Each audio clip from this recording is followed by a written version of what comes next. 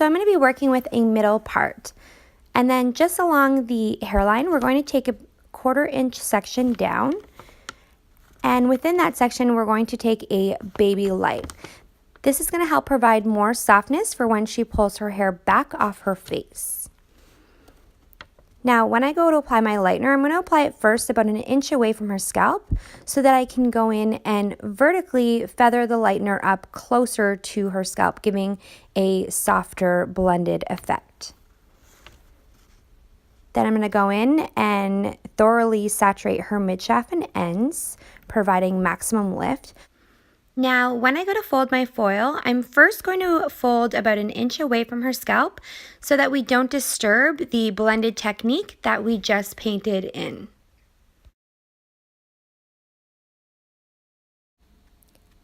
I'm going to take another 1/4 inch section, leaving no hair in between. But this time, I'm going to be taking what I like to refer to as a chunky light, or what some of you might know as a really thick weave. Again, I'm going to apply my lightener about 1 inch away from the scalp and paint through the midshaft and ends.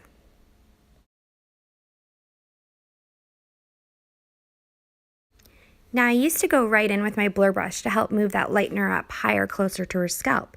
But first, I want to apply a little bit more product so that when I do go in to blend with my blur brush, I have more product to move, which will help to ensure more lift, which is exactly what we want right around her face.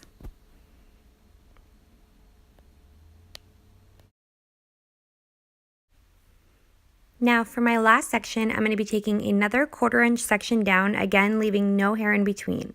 But this time we're going back to the baby light. We're also going to be painting the lightener about 1.5 inches away from her scalp, giving us more of a root as we get further back away from her face. This will help prevent us from getting one of those like chunky eraser stripes in the front.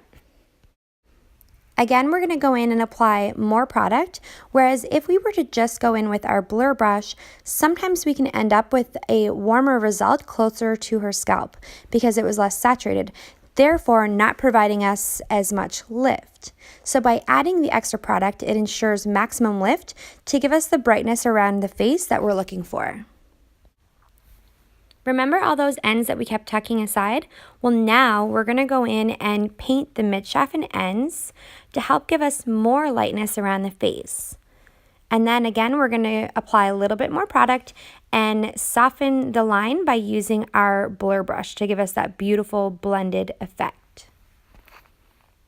I'm telling you guys, I could not live without this amazing tool. I absolutely love my blur brush and use it all the time in the salon. So I hope you enjoyed these hot tips, and until next time.